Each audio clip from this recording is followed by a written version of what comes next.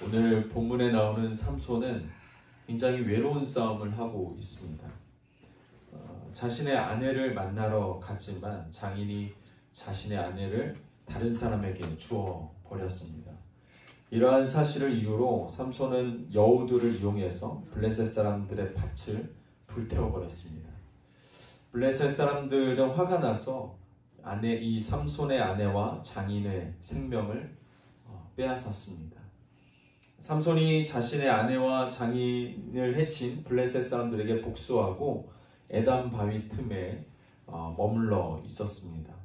삼손은 사사로서 하나님께서 주신 그 사명에 따라 자신 혼자의 힘으로 블레셋 사람들과 싸웠습니다. 그렇다면 삼손이 속하여져 있는 이스라엘은 그렇게 블레셋 사람들을 혼자서 고분분투하고 있는 이 삼손을 향하여서 어떻게 대해야 할까요? 아마 이 블레셋 사람들과 혼자 싸우고 있는 이 삼손을 향해서 이스라엘은 함께 싸워주거나 아니면 싸워주지는 못할 망정 이 삼손을 좀 위로하고 격려하는 일이 있어야 되지 않겠습니까? 근데 오늘 말씀을 보니까 동족인 유다 지파가 블레셋 사람들이 자신들을 괴롭힌다, 자신들의 살아가고 있는 이 터전 가운데도 또 유다 지파 사람들을 괴롭힌다라는 소식을 듣게 됩니다. 그 이유가 무엇인가 봤더니 원인은 삼손이라는 것이에요. 그러니까 삼손을 잡으러 온 겁니다. 그러니까 삼손 혼자 지금 자신의 그 동족들도 이 유다 지파 사람들도 이스라엘 백성들도 자신의 편을 들어주지도 않고 또 자신을 이해하려고도 하지 않아요.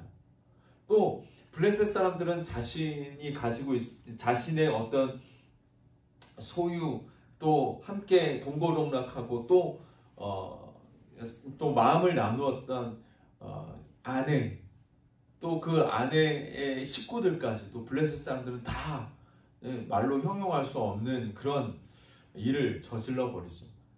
그래서 그들이 한 대로 그대로 갚으려고 했던 것인데 지금 현재 블레셋과 싸우는 사람은 지금 삼손 하나입니다.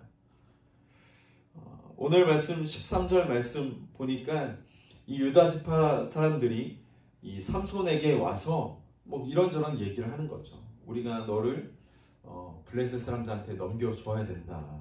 이런 이야기. 우리가 너를 반드시 결단코 너를 죽이지 않을 것이다. 그냥 단지 밧줄로만 이렇게 묶어두고서 그냥 손에 넘기는 것뿐이다. 이런 이야기를 하고 있는 것이죠. 지금은 삼손이 혼자 이 블레셋을 대항하여 외로운 싸움을 하고 있다라는 것을 우리가 말씀을 통해서 보면서 참 우리의 인생도 어떻게 보면 삼손처럼 이렇게 외롭게 싸워나가는 인생이 우리의 인생이 아닌가라는 생각을 해보게 됩니다. 우리의 삶도 마찬가지죠. 우리의 삶을 좀 누군가가 이해해주거나 또 격려해주거나 또 함께 싸우자라고 함께 이야기해주는 말이라도 그렇게 이야기해줄 수 있는 사람들이 사실 많지 않죠. 이해를 요구하지도 않았지만서도 오히려 우리가 취하는 믿음의 어떤 행위나 하나님 앞에 올려드려지는 그런 어떤 믿음의 눈을 가지고 나아갈 때 우리의 이 행동을 보고 세상 사람들은 또 내 주위에 있는 친구들은 그렇게 우리를 못 잡아먹어서 안달인 것처럼 그렇게 우리를 몰아세우고 또 우리의 행동들에 대해서 정죄하고 질타하는 모습들을 우리가 보게 됩니다. 늘 세상을 향하여서 우리가 믿음 가운데 살아갈 때 우리의 싸움은 늘 외로운 싸움인 것 같아요. 혼자인 것 같고.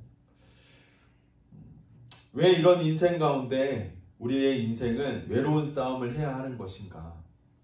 왜 믿음 있는 사람들 뿐만 아니라 믿음이 없는 사람들도 마찬가지죠. 그런 질타와 그런 외로움의 싸움들이 그들 가운데는 없겠습니까?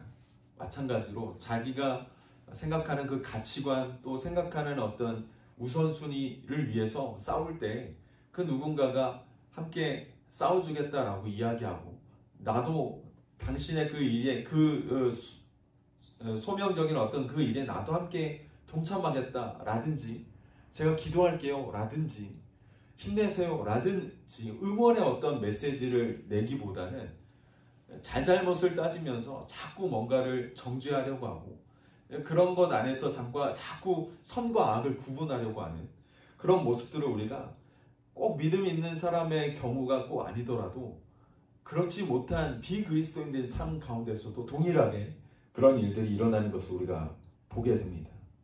왜 그런 어떤 우리가 살아가는 데 있어서 우리의 인생 가운데 그런 혼자서 싸워내는 일들이 있어야만 하는 것인가? 어떻게 보면 우리가 우리의 자신의 우리의 이 문제, 우리의 삶 가운데 산재되어 있는 우리의 이 문제, 그것을 우리가 스스로 해결할 수 없는 연약한 존재이기 때문에 어떻게 보면 그렇기 때문에 다른 사람들을 돌아볼 여력이 없는 건 아닌가 라는 생각을 해볼 수가 있겠죠. 여러분 우리는 연약한 존재입니다. 언젠가는 막 힘이 있는 것 같이 이야기하지만 사실상 되돌아서 생각해보면 우리가 그렇게 막 힘있거나 힘있게 이야기할 뿐이지 나의 삶의 어떤 내 삶에 대한 문제도 해결하지 못하는 존재이기에 다른 사람에게 힘내라고 또 내가 함께 도와주겠다 이렇게 당당하게 이야기할 수 있는 사람은 많지 않아요. 그렇지 않습니까? 내 문제도 해결 못하는데 다른 사람의 문제를 막 위해서 막 이렇게 함께 응원해주고 파이팅하고 제가 같이 가겠습니다 이렇게 이야기할 수 있는 사람이 몇이나 있겠어요. 바로 내 코가 석자인데 다른 사람을 돌아보면서 위로하고 격려하는 것이 이게 가능한 일이겠습니까?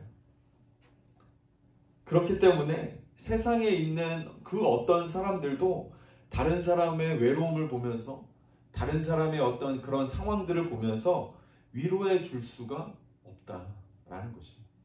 그래서 우리는 뭐 기독교인이든 기독교인이 아니든 우리의 인생 가운데 우리의 이 인생의 문제는 늘 외로움의 싸움인 것 같아요. 목회자들이 목회자 가정 또 목회자가 또 그 사모가 제일 많이 그 힘들어하는 부분들이 이런 외로움이거든요. 혼자 하고 있다라는 느낌이 들 때 그때 스트레스가 굉장히 많고 그때 우울감이 오는 거예요. 물론 이제 많은 목회자들이 그 안에서 하나님의 은혜를 누리게 되고 또 하나님의 임재를 경험하게 되지만 또 반대로 하나님의 은혜를 경험했다 하더라도 그 은혜가 평생 가는 게 아니거든요. 여러분 오늘 흡족한 은혜는 오늘 받게 되는 줄 믿으시길 바랍니다. 또 오늘 내가 은혜로 살았다고 해서 내일 또한 내가 자동적으로 은혜로 살 것이다. 이것은 말이 안 되는 거예요. 하나님은 우리에게 합당한 오늘 우리에게 합당한 은혜를 새롭게 우리 가운데 허락하시는 것이지 내가 어제 예배 통해서 하나님의 임재를 경험했으니까 오늘 당연하게 그 임재를 경험할 것이다? 아니에요. 목회자들도 마찬가지죠. 어제 설교하고 예배하고 했는데 많은 사람들이 반응했다 이거예요. 그래서 오늘은 좀 하나님께서 역사하시는가 보다. 오늘은 좀 하나님께서 우리 공동체 가운데 하나님께서 임재하시는 그 영향력이 크구나. 그렇지만 그런 어떤 큰 어떤 영적인 경험을 하고 난 다음에 그 다음날 굉장히 이 영적인 공허함이 함께 찾아옵니다. 그런 부분 안에서 수많은 경험이 없는 전도사님들 그리고 경험이 없는 목회자들이 굉장히 많이 넘어져요. 굉장히 많이 지치고 뿐만 아니라 경험이 있든 많든 적든 간에 목회자들 안에서도 굉장히 외로움의 싸움들이 많습니다. 가정이 함께 기도하고 함께 싸워줘야 되는데 그렇지 못한 가정도 꽤 많고 그렇지 않겠어요? 사모가 함께 같이 힘을 모아서 우리 같이 이 길을 걸어갑시다 해도 될까 말까인데 사모된 사람들이 목회자는 목회자가 알아서 나는 내 길을 알아서 이렇게 간다라면 그렇다면 그 목회의 길이 참 쉽지는 않겠죠.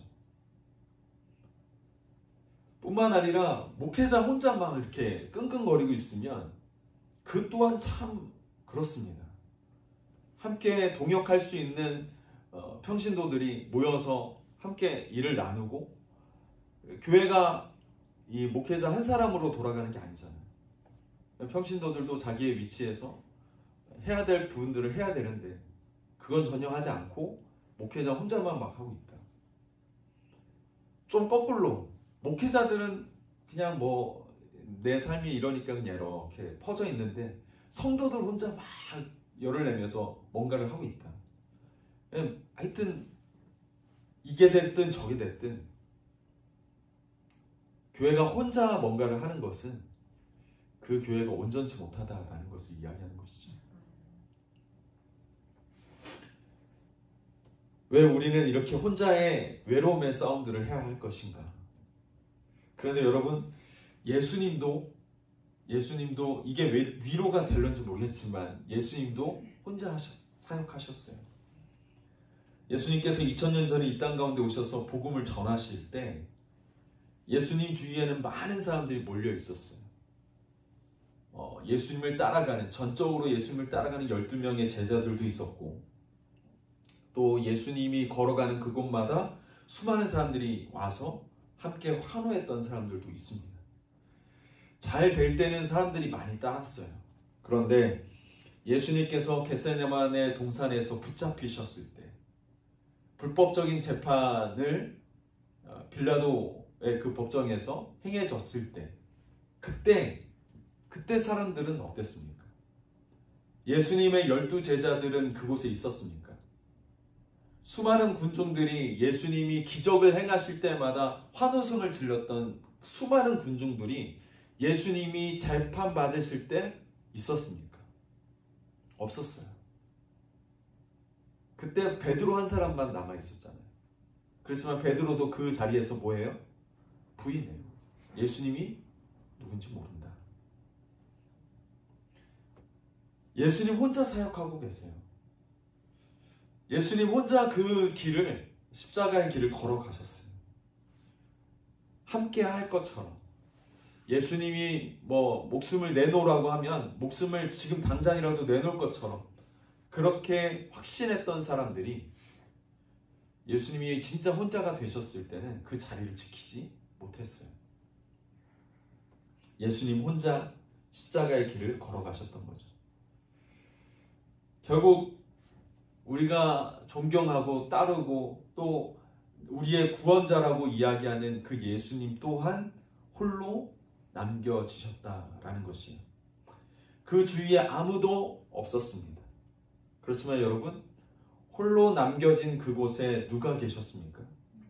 하나님이 함께 계셨어요. 예수님께서 붙잡히셨을 때, 로마 병사들에게 붙잡혔을 때 혼자 남으신 것 같았지만 하나님은 여전히 예수님과 함께 계셨습니다. 자신의 그 독생자가 십자가에서 달려 돌아가셔야 되는 어떤 그런 과정을 하나님께서는 지켜보고 계셨고, 또 예수님의 그 죽으심을 통해서 인류를 구원하시는 그 과정 또한 하나님은 지켜보고 계셨습니다. 단 한순간도 하나님 아버지이신 하나님은 예수님 곁을 떠나지 않으셨어요. 블레셋 사람들과의 그 싸움 후에 홀로 남겨진 듯한 그 삼손, 그리고 그 삼손은 하나님께 부르짖습니다. 그랬더니 홀로 남겨져 있는 것 같았던 그 삼손 곁에 하나님이 계셨다라는 것을 우리는 말씀을 통해서 보게 됩니다. 삼손의 그 부르짖음에 하나님께서 즉각적으로 응답하십니다. 19절 말씀을 보면 하나님이 레위에서 그 한 우묵한 곳을 터뜨리시니 거기서 물이 솟아나오는지라 삼손이 그것을 마시고 정신이 회복되어 소생하니 그러므로 그 샘 이름을 엔핫고레라 불렀으며 그 샘이 오늘까지 레이에 있더라. 엔핫고레라는 이 이름을 붙이면서 그 엔핫고레의 뜻은 우리가 잘 알 수는 없지만, 그렇지만 이 엔핫고레의 이름이라고 붙여지는 이 사건을 통해서 하나님이 삼손과 함께 했다라는 것을 우리가 기억할 수 있는 것이죠. 엔하골에. 여러분들 많이 안 들어보셨을 거예요. 우리가 성경을 읽어도 이 부분에 대해서는 생소하실 겁니다.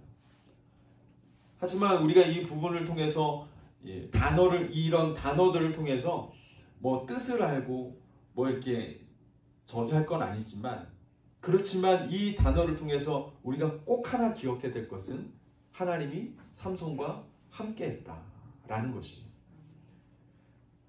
처음부터 하나님은 삼손과 함께 하셨어요. 삼손이 우리의 눈으로 볼 때는 이게 의롭지 못한 행동이라고 생각하는 그 선택을 할 때부터, 아니 그 전부터, 삼손이 태어날 그 순간부터 하나님은 삼손과 함께 하셨어요. 그리고 삼손이 해야 되는 일, 또 삼손이 만나는 사람, 삼손이 하고 있는 일, 그 모든 순간순간 가운데 하나님은 함께 하셨습니다. 삼손이 외롭고 굉장히 곤란한 그런 상황 가운데 있어서 하나님을 찾고 또 찾았을 때 하나님은 그곳에서 삼손 옆에서 곧바로 응답하셨습니다. 아무도 내 옆에 없는 것 같고 홀로 남겨져 있는 것 같은 그런 외로움이 사무칠 때 우리는 꼭 하나 기억해야 할 것은, 우리는 인지하지 못하는 상황 가운데서 멀리 계실 것 같은 하나님을 향해서 우리가 부르짖지만, 하나님은 우리를 단 한 번도 떠나신 적이 없다라는 사실. 아마 여러분들이 부르짖을 때, 아마 하나님께 여러분들의 그 고통을 주님 앞에 아뢰일 때 하나님은 즉각적으로 우리 삶 가운데 말씀하실 줄 믿습니다. 하나님이 이 예수님의 이름의 뜻이 무엇입니까? 임마누엘이에요. 임마누엘은 하나님이 우리와 함께 계시다라는 뜻이죠. 우리를 구원하시는 그 예수님의 이름은 우리와 함께 하시는 하나님이시다라는 것이죠. 여러분, 하나님이 우리와 함께 하신다라는 사실을 꼭 기억하셔서 우리를 떠나지 않으시는 그 하나님 앞에 우리의 기도를, 또 우리의 삶을 올려드려야 될 줄 믿습니다. 아멘. 옛날에 제가 겪었던 일 한 가지만 소개를 하자면, 이것도 저의 어떤 삶의 고백이 되겠죠. 성경 통독을 고등학교 때 1독을 한 적이 있습니다. 아무도 하라고 하지도 않았고 또 아무도 기대하지 않았던 시간들이었어요. 근데 성경을 읽는 것을 통해서 제 나름대로 그 어두웠던 그 시간들, 제 안에 그 어두웠던 시간들이 있었는데, 그 어두웠던 시간들을 이 성경을 읽는 것으로 계속적으로 하나님께 무언의 어떤 반응을 좀 보여주시도록, 외롭고 힘든 이 시간들을 전혀 외롭지 않도록 나를 좀 보호해 주시도록 하는 어떤 그런 바락 같은 그런 시간들이 사실 성경을 읽는 시간이었어요. 왜냐하면 학교 오면, 고등학교 때 가면 친구들이랑 막 이렇게 이야기하고 이렇게 하면서 교제를 하잖아요. 근데 저는 그 시간에 제 마음에 그런 생각이 들었죠. 하나님께 이 시간을 좀 드려야겠다. 친구들이랑 좀 이렇게 놀고 하는 이런 시간보다는 이 시간에 하나님께 좀 드리는 시간으로 내가 삼아서 나의 삶의 우선순위가 하나님께 있다는 걸 내가 좀 하나님께 보여줘야겠다. 단순한 시작이었습니다. 단순한 마음의 결단이었고, 그래서 아침에 학교에 가자마자 구약 3장, 신약 2장, 하루에 매일 5장씩 읽었어요. 아침에 가자마자 친구들이랑 얘기도 안 하고 성경책부터 읽는 친구였기 때문에 친구들이랑 이야기하거나 교제할 수 있는 시간이 없었어요. 점점 친구들이랑 멀어지게 됐고, 그러다 보니까 자연스럽게 그냥 성경이랑 친해지게 됐죠. 믿음으로 볼 때는 굉장히 좋은 시간이었을 수 있을 것 같아 보이지만, 그때가 제 암흑기입니다. 제일 싫었던, 다시 돌아간다라면 돌아가고 싶지 않은 시간들. 그런데 성경 1독을 하면서 아무도 저에게 하라고 하지 않았기 때문에, 또 교회에서도 제가 일독을 하고 있는지도 몰랐기 때문에 일독을 딱 마쳤을 때 뭔가 좀 환상 같은 게 있었어요. 일독을 하면 뭔가 좀 변화가 있지 않을까. 일독을 하면 뭔가 좀 누군가가 좀 나한테 와서 좀 칭찬해 주지 않을까요? 아무 일도 일어나지 않았습니다. 오히려 더 외로웠습니다. 성경 일독을 했을 때 누군가가 그것을 알아주지도 않았고 누군가가 그것을 통해서 뭔가 큰 변화, 내 안에 막 눈에 보여지는 어떤 그 뭔가 뭐 하늘에서 빛이 막 오고 이런 일이 일어나지 않았어요. 그냥 되게 허무하더라고요. 성경 일독은 그냥 일독이구나. 그것으로 끝나는 것이었어요. 그리고 나서 시간이 지나고 나서 대학교 2학년 때였나? 2학년 때 그런 어떤 제 삶 안에 이해되어지지 않는 그런 일들이 사건들이 몇 개가 있었는데 하나님 앞에 기도하면서 대학교 2학년 때 하나님 내가 하나님을 진짜 믿어야 될지 하나님이 살아계심을 내가 믿어야 될지 고민이 됩니다 하면서 그냥 저 혼자 그냥 이렇게 눈물을 흘리면서 기도했던 시간이 있었어요. 근데 그때 참 희한한 환상을 봤습니다. 무엇이었냐면 그때 하필 제가 고등학교 때 성경 1독을 했던 그 장면이 막 눈앞에서 보이는 거예요. 그러면서 제 마음 한켠에 들리는 하나님의 음성 같은 그런 음성이 뭐였냐면 그 장면이 막 보여지면서 시몬아 내가 너 성경 1독할 때 나는 천군 천사들과 함께 너의 그 성경 1독할 때 함께 찬양하고 함께 노래 불렀다라는 이야기. 마치 그 이야기를 들으면서 그 이야기가 진짜같이 들렸어요. 그리고 제 입을 통해서 제가 그렇게 고백했습니다. 감사합니다. 지금은 제가 그렇게 고백합니다. 하나님이 어느 누구도 나의 어떤 이런 노고와 또 그러면 외로움과 고통들을 아무도 인정해주지 않고 아무도 모르지만 또 그런 시간들이 있었다는 것조차 저희 부모님도 몰라요. 아무도 몰라요. 그런데 가장 옆에서 나를 잘 아시는 하나님이 누구보다도 나의 고통과 나의 어두움을 아시고 또 나의 헌신을 아시는 하나님이 가장 옆에서 그 모든 과정을 지켜보고 계셨기 때문에 하나님께서는 내가 성경 일독을 마치고 성경을 딱 덮을 때 하나님은 천군 천사들과 함께 그 하늘에서 나의 그 성경 일독하는 그 마지막 순간들을 지켜보고 계시고 주님께 찬양했다라는 그 소리가 너무 큰 어떤 확신으로 그리고 하나님은 진짜 나를 사랑하시는구나 라는 그런 어떤 메시지로 저 안에 팍 다가왔죠. 그 일이 있고 나서 저는 단 한 번도 하나님을 의심한 적은 없습니다. 진짜구나 라는 것이 누구한테는 이야기할 수는 없지만 누가 이렇게 증명해 보라고 하면 증명할 수는 없어요. 그렇지만 제 안에서는 확신이 있는 거죠. 하필 그때 하필 그 성경을 일독했던 그 장면이 생각나는 거 하며 그리고 하필 그때 하나님께서 나에게 주시는 메시지 하며 이게 너무 완벽한 시나리오처럼 보여지는 것입니다. 여러분들을 하나님은 단 한 번도 떠난 적이 없으십니다. 여러분들이 외로워할 때라든지 여러분들이 살아가고 있는 삶 가운데 고통 가운데 있을 때라든지 가장 옆에서 여러분들의 삶을 지켜보고 계십니다. 그리고 그 삶 가운데 하나님께 온전히 올려드리시는 그 삶을 통해서 하나님은 기억하고 계시고 언젠가는 그 기억하신 것을 풀어내실 때가 있을 거예요. 네가 이럴 때 이렇게 했잖아. 내가 그때 정말 기뻐했다.